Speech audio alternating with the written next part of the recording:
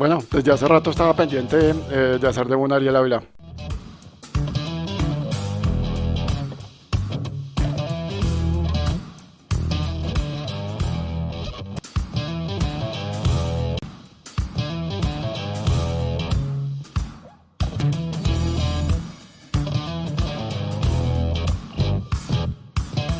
Bueno, Ariel Ávila, pues los que están metidos en esto saben muy bien que es un analista, es muy bueno. Su especialidad son los temas de seguridad, pero pues él es politólogo, maneja un amplio rango de temas políticos, tiene varios programas muy interesantes, siempre toca temas muy buenos, es autor también de este libro, Porque los matan. Entonces el libro es bueno, tiene unos elementos cuantitativos ahí muy importantes. Digamos, el título es un poco engañoso, pero otra vez, el título es un poco engañoso porque el libro no responde la pregunta. No, usted por medio del libro no va a responder la pregunta por qué los matan, y el libro tampoco tiene la intención de responderla.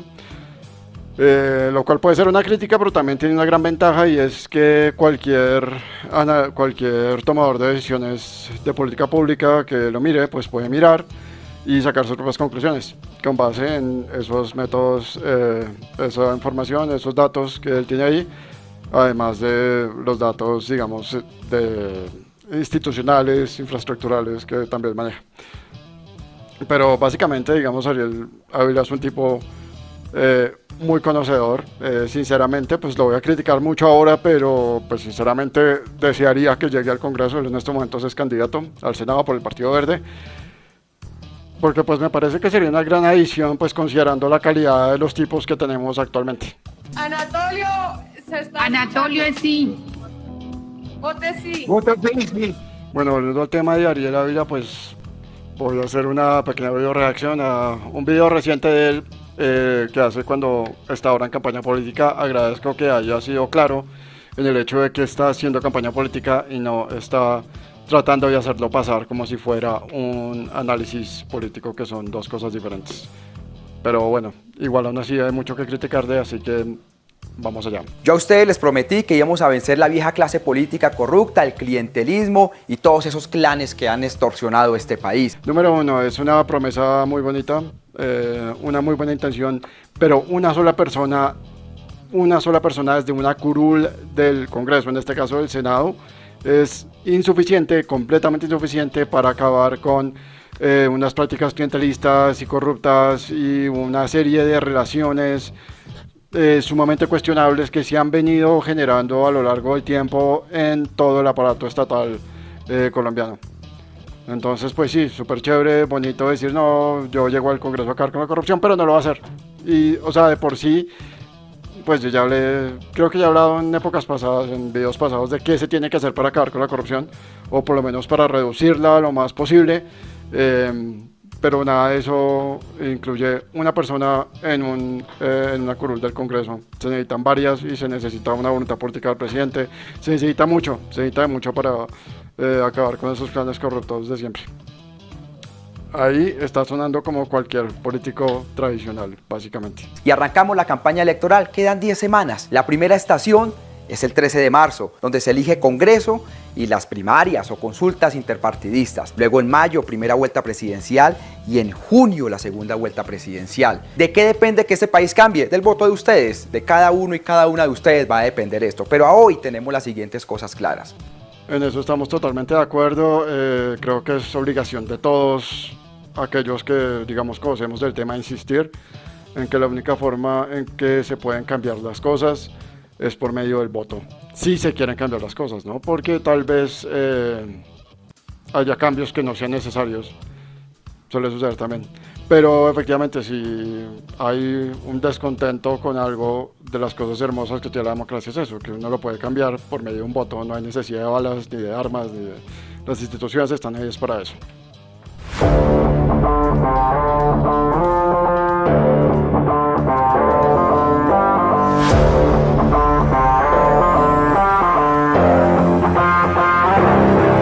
Solo una cosita pequeña, no puede separar, digamos, ese aspecto de el analista del candidato al Congreso. Una vez más, una cosa es ser un analista, otra un candidato al Congreso. y pues mezclar las dos no está bien, no es profesional. Sería bueno como que una cosa es Ariel analiza el que analiza y otra cosa es Ariel candidato político. Es más o menos lo mismo que pasó con Claudia López. Una cosa es Claudia López, la periodista que investigaba y sacaba a la luz todos estos escándalos de parapolítica, y otra pues distinta es Claudia López, la senadora, y ahora Claudia López, la alcaldesa. Lo primero es que el gobierno de Iván Duque y la élite política tradicional están haciendo todo lo posible por robarse las elecciones. No, a ver, aquí hay que dejar o sea, son dos temas diferentes. Pues es que hay que hacer una aclaración importante. Una cosa es hacer trampa en las elecciones, que no es, digamos, único ni propio, o sea, propio sí es, pero no es único de Colombia. Es una de esas prácticas desagradables que trae la democracia, y otra cosa es robarse las elecciones ya de frente. Son dos cosas diferentes. Voy a poner un ejemplo. En Estados Unidos hay una práctica que se llama el gerrymandering, que lo utilizan, pues hasta donde tengo entendido son más los republicanos los que hacen eso, que cuando ellos tienen control sobre las agencias que definen los distritos electorales, ellos lo que hacen es que marcan los distritos electorales de tal manera que los votantes republicanos queden todos concentrados en un distrito o en la menor cantidad de distritos posibles, mientras que los demócratas queden esparcidos lo más dividido posible, de tal manera que a nivel aritmético eso favorezca a los republicanos. Eso es hacer trampa, y eso está mal, pero no es ilegal, y más importante que eso es que ese tipo de trampas, aunque no deberían hacerse, no garantizan que el que está haciendo la trampa gane la elección. Digamos, eso en el caso de Estados Unidos. Si miramos una dictadura como la dictadura venezolana, cuando se les da por sacar su apariencia de democracia y ven que la oposición está ganando mucho terreno, ellos también cambian las reglas electorales para favorecerlos a ellos. Pero con todo y eso, la oposición venezolana, digamos, ha podido sostenerse a flote y ha podido ganar un par de elecciones con todo, a pesar de todas las trampas que les hacen para mantenerse ahí. Entonces es importante tener en cuenta la diferencia entre hacer ese tipo de trampas y ya robarse las elecciones. Robarse las elecciones es cuando directamente un gobierno, no necesariamente el colombiano, un gobierno de cualquier parte, simplemente manipula de alguna manera los votos para terminar ganando, ya quedarse con las elecciones sin realmente haberlas ganado. O sea, obviamente haciendo trampa, pero esto ya es, por eso de ahí viene precisamente la frase robarse las elecciones, que se las están robando. Esto deja una pregunta muy seria, y es si usted realmente cree que se están robando las elecciones o que se las van a robar, ¿para qué participa? Es como cuando usted está a punto de entrar a un partido de fútbol y salía a decir que no voy a entrar, el árbitro lo tienen comprado y va a pitarle al oponente. Entonces, si el árbitro le va a pitar al oponente, ¿usted para qué juega? O sea, eso no tiene sentido. Eso es una crítica muy grande que yo hago, porque es que, o sea, este tema es muy importante. O sea, las elecciones y la democracia, pues, son una parte fundamental de la vida política de un país, y socavarla de esta manera y sin pruebas, porque es que esto se lo he visto a muchos alternativos, no solo a Ariel, se lo a su compañera de fórmula, Catherine Juvenado, se lo leí también en algún momento, salir a socavar la entidad que está encargada de velar por las elecciones de esa manera es gravísimo. Y si tuviera pruebas, ¿por qué no las presenta? ¿Por qué no? Si no cree en las instituciones colombianas porque cree que esto es un robo, entonces ¿por qué no va a donde José Manuel Vivanco o ante la OEA directamente y las presenta? Aquí hay otro tema que es muy importante mencionar. Iván Duque ya dijo que iba a traer veeduría internacional. ¿Qué quiere decir traer veeduría internacional? Que donde van a venir veedores de entidades internacionales, donde esas entidades internacionales lleguen a darse cuenta, lleguen medio a sospechar que hay un fraude en esas elecciones, las elecciones pueden ser pueden ser cuestionadas, y el país puede enfrentar sanciones. Puede llegar hasta el punto inclusive de, por ejemplo, se va a entrar a la OEA. La OEA tiene una cosa que llama la Carta Democrática, que es una serie de sanciones que se le aplican a un país donde la democracia ya no rige. Si el sistema democrático, la legitimidad del sistema democrático llega a ser formalmente cuestionada, un país puede entrar en riesgo de verse sometido a este mecanismo de la Carta Democrática. Entonces eso no es menor. Y salir a hacer esas acusaciones sin pruebas, pues es gravísimo. Eso recuerdo el candidato que perdió las elecciones pasadas, que prácticamente un mes después salió a decir que le habían robado las elecciones, lo cual es muy difícil, o sea, por toda esa cantidad de votos era muy difícil de probar, y efectivamente llevamos 3 años y todavía no se han presentado prueba alguna sobre lo que realmente pasó. Solo un tipo con unas intenciones, efectivamente, que tenía intenciones de comprar votos, pero no hay manera de saber si los compró o no. No se ha podido probar que los compró o no, y que el señor candidato, actual presidente, sabía. Modificaron la ley con la ley de garantías para hacerle jaque al cambio electoral. No quieren dejar hacer auditoría a los software electorales. Utilizan los órganos de control como la policía política del Centro Democrático. Y obviamente cada día va a ser más difícil para la oposición y los alternativos hacer campaña política. El hecho es que venir a cuestionar unas elecciones sin antes saber, sin que se hayan realizado y sin tener pruebas, es gravísimo. Y pues es terrible o sea, seguir socavando la legitimidad de una institución que ya de por sí está muy caída. Voy a continuar sobre este tema porque este tema es muy importante, sobre el tema de la registraduría ya específicamente. 3 temas. Uno, por ahí leí que entonces uno de los problemas era que se había privatizado. Que se privatice, eso no tiene nada. En Estados Unidos hizo exactamente lo mismo con una compañía. Las elecciones se le privatizaron a una compañía que se llama Dominion. Y pues esto todo pasó hace un año. Para los que no tienen memoria, el señor presidente de ese entonces, que ya era presidente saliente, salió a cuestionar apenas salieron los resultados y salió que le había perdido el señor presidente, que también era un populista, así como el candidato que perdió aquí en 2018. Entonces salió a cuestionar, igual que el candidato que perdió aquí en 2018, las elecciones, y salió a decir que Dominion era responsable de haber perdido las elecciones, que ellos habían manipulado los votos, que no sé qué, bla, bla, bla. Y al final se demostró que Dominion no había hecho eso, y que pues eso era todo mentiras del presidente de ese entonces. Y Dominion manejó las elecciones de una manera adecuada. Los votos se contaron bien y al final no realmente hubo dudas legítimas, digamos, sobre la validez del proceso democrático en Estados Unidos. Así que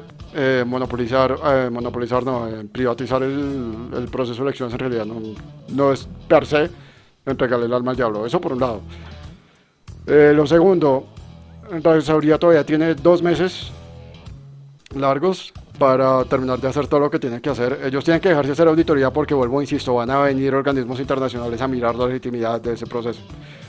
Entonces, la registraduría tiene que poder ser lo más transparente posible, tanto a nivel interno como a nivel internacional, para que no se generen dudas sobre el proceso electoral como tal. Eso por un lado. Y igual tengo entendido que hay unos procesos que no han fijado, pero todavía tienen otros 2 meses, y 2 meses tiempo más que suficiente para poder fijar los procesos, de tal manera que el proceso electoral puede darse de la manera más transparente posible. Es muy difícil, creo, esto es una opinión personal, muy difícil que, por lo menos a nivel de registraduría, o sea, desde el momento en que se deja el voto en la urna hasta el momento en que salen los resultados, que ese proceso se manipule. Lo veo bastante difícil porque va a estar todo el mundo encima de eso, realmente. Oposición, oficialismo, organismos internacionales, toda la opinión pública, todos los medios van a estar pendientes de cuando salgan los resultados. Lo veo complicado, la verdad. Puedo estar equivocado, pero lo veo complicado, y pues no considero que sea responsable salir a hacer esas acusaciones a menos que tengan pruebas realmente serias de que eso va a ser así. Y finalmente, el utilizarlo de los órganos de control como policía política, eso sí ha sido propio de este gobierno. Este gobierno ha venido utilizando a Fiscalía, las superintendencias y los diferentes órganos que tiene a su disposición para que pues lo favorezcan de alguna manera. Pero eso no es nuevo, eso no es propio de las elecciones, eso ha sido, digamos, una constante en este gobierno. No es un tema, es una crítica, pero no es una crítica meramente electoral. Para la oposición hacer campaña, pues, o sea, las garantías están dadas. Ahí también hay temas que valdría la pena mirar, o sea, hay unos temas de violencia política que a veces exceden la capacidad del Estado, y esto mismo lo dice en ese libro, o sea, bueno, pero esto lo hablamos después. Pero sí, o sea, hay unos temas ahí de violencia política que pueden dificultar hacer campaña en ciertos sectores, pero eso se le sale de las manos al gobierno, por ejemplo. Lo segundo que queda claro es que todo parece indicar que este semestre va a estar pasado por violencia y seguramente febrero, mayo serán los meses más violentos. El llamado a la Unidad Nacional de Protección para proteger a todos los candidatos y candidatas. Pero eso tampoco es nuevo, él mismo lo dice acá, en todos los periodos electorales, siempre antes de elecciones es cuando la violencia se agudiza. No es un tema nuevo, tampoco es algo que ahora venga a ser de ahora y tampoco, y él creo que es muy consciente de eso, es culpa exclusivamente del uribismo que este tipo de situaciones se estén dando. Lo tercero que queda claro es que va a haber mucha plata del narcotráfico y a las autoridades electorales es para que investiguen e eviten la filtración de estos dineros del narcotráfico. Eso tampoco tiene absolutamente nada nuevo, estamos teniendo este problema desde 1994, de hecho lo estamos teniendo desde antes muy seguramente porque Pablo Escobar fue representante de la Cámara a inicios de los 90, finales de los 80, si mal no recuerdo. Así que bueno, ese no es un tema nuevo, estaría buenísimo poder encontrar mecanismos para solucionarlo, pero pues han pasado 30 años y no ha sido posible. Pues no sé si Ariel tenga algo en la cabeza con respecto a eso, no se lo he escuchado, ojalá sí. Y lo cuarto es que el cambio político depende de ustedes, votar en blanco, no votar, o decir que todos los políticos son iguales, es entregarle el país a las maquinarias que siempre nos han gobernado. Y aquí es donde yo marco la raya con Ariel, digamos, esta es la parte en la cual pues me distancio totalmente, estoy completamente en desacuerdo con lo que está diciendo aquí el señor Ávila. Eso primero va contra un derecho fundamental de la democracia, que es el derecho a elegir libremente a quien cada uno considere que es la mejor opción. Si usted está pues en el Congreso sería un poco absurdo, pero igual si lo quiere hacer está en todo su derecho de llegar a las listas del Congreso y votar en blanco, perfectamente lo puede hacer, está en todo su derecho, es decir, es una forma de decir democráticamente ninguno de estos tipos me gusta y no creo que ninguno de estos tipos vaya a hacer algo realmente que sea conveniente para mí o que me represente, entonces voto en blanco, está en todo su derecho. De la misma manera, o sea, si ya por ejemplo en la segunda vuelta presidencial, cuando ya solo tiene dos opciones, si usted considera que ninguna de las dos opciones es válida, ninguna de las dos opciones va a ser un buen gobernante, pues usted está en todo su derecho a votar en blanco. Eso es un derecho fundamental de cualquier democracia liberal. Y ni el señor Ariel Ávila ni nadie tiene por qué venir a hacerlo sentir mal por esa decisión. Así como puede votar por el candidato A o por el candidato B, no importa quién sea. Eso por un lado, digamos, ese derecho es sagrado, es fundamental y nadie tiene por qué venir a cuestionarlo. Me parece de quinta que el señor Ávila haga eso, pero además hay un falso dilema, que es el falso dilema, no, es que nosotros somos los buenos y todo el que no vote por nosotros es el malo, no, eso no funciona así. A mí no me vienen a decir que un tipo como Gustavo Petro, que lleva 40 años en el Congreso, que un tipo que votó por Ordóñez, que trabajó con San Clemente, que ha hecho parte de el sistema político tradicional, representa el cambio. Eso personalmente yo me lo creo. Y si me toca elegir entre el que diga Uribe, que en estos casos esos que Iván Zuluaga, y Gustavo Petro, yo voy a votar en blanco. No solo es mi derecho, sino que creo que es la mejor elección que uno puede hacer. Y es ridículo que a uno lo vengan a poner en esta situación en la cual no, tiene que votar por mí porque si usted no vota por mí, entonces usted es el malo. No, así no funciona la democracia. Y es increíble que un politólogo esté reproduciendo este tipo de discursos. Una de las cosas que más me molestó de las elecciones de 2018, y vale la pena, quisiera dejar esto afuera de una vez, fue el momento en el que el señor Gustavo Petro, que iba perdiendo, salió a decir que los que votábamos en blanco éramos cómplices de una dictadura. Ahí fue cuando me convencí de que nunca votaré por ese tipo, porque eso no es democrático. Y este tipo de discursos, en el cual se trata de satanizar la libre elección de una persona, son tremendamente antidemocráticos y esto debería ser sancionado. Es una opinión personal. Pero bueno, creo que ya no queda más video, continuemos a ver qué más hay para decir acá. De usted depende. Y en este caso, les ofrezco la candidatura mía en la Alianza Verde y Coalición Centro Esperanza con el número 69 para que me apoyen en este cambio. Mi hoja de vida es pública, ustedes la conocen. Si tuviera algo que esconder, ya me lo habrían sacado. No hay nada. Siempre la lucha contra la corrupción ha sido el principal baluarte de mi vida y seguirá haciéndolo así. Y también acompañen en mis fórmulas a cámara, se las iré presentando. Y donde no hayan cámaras que yo esté apoyando, les pido que voten por listas alternativas.